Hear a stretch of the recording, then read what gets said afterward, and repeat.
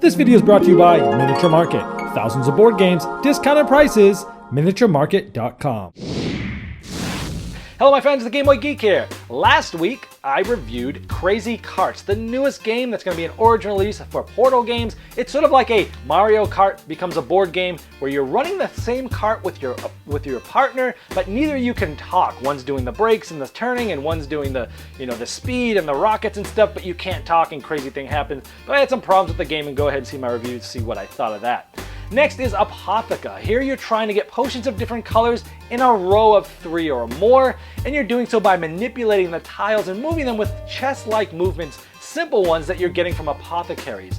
Think of like the Duke or Onitama, those types of simple chess movements and trying to get potions, but there's a variant that allows you to play one player versus all, and that makes this game much different, so check my review out for that one.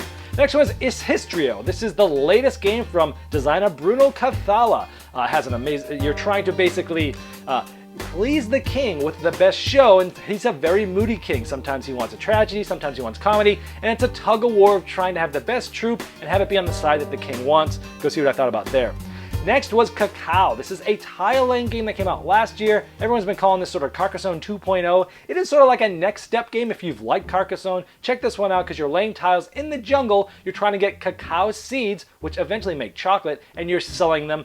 Interesting tile laying game there. I also took a look at the expansion for Cacao Chocolate, and this really took a game that had a lot of depth without a lot of complexity and added a lot more variability and a lot more different things you can do without adding a lot of complexity. It was really awesome. Check that one out.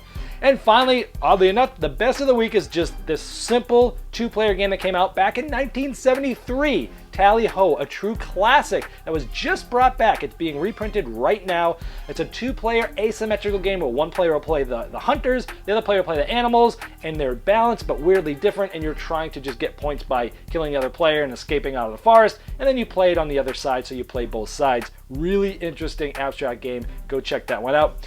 I also did a rule school for Apotheca, one of the games that I did review that I just talked about, but this will allow you to skip the rule book, learn how to set up the game and play it without even looking at the rule book, and that's what we did last week. This video was sponsored by Miniature Market's Review Corner. The Review Corner features podcasts, video, and written game reviews by gamers for gamers. Miniature Market, the online gaming superstore. Thousands of board games, discounted prices. Check them out at miniaturemarket.com. I'd like to thank each and every one of you for backing me on Kickstarter, making this season become a reality. I'd like to especially thank those here that have backed me at the credit level. Now, these video reviews are also available by audio on our podcast. It's the intros and the final thoughts on GameBoyGeek.com. Click podcast.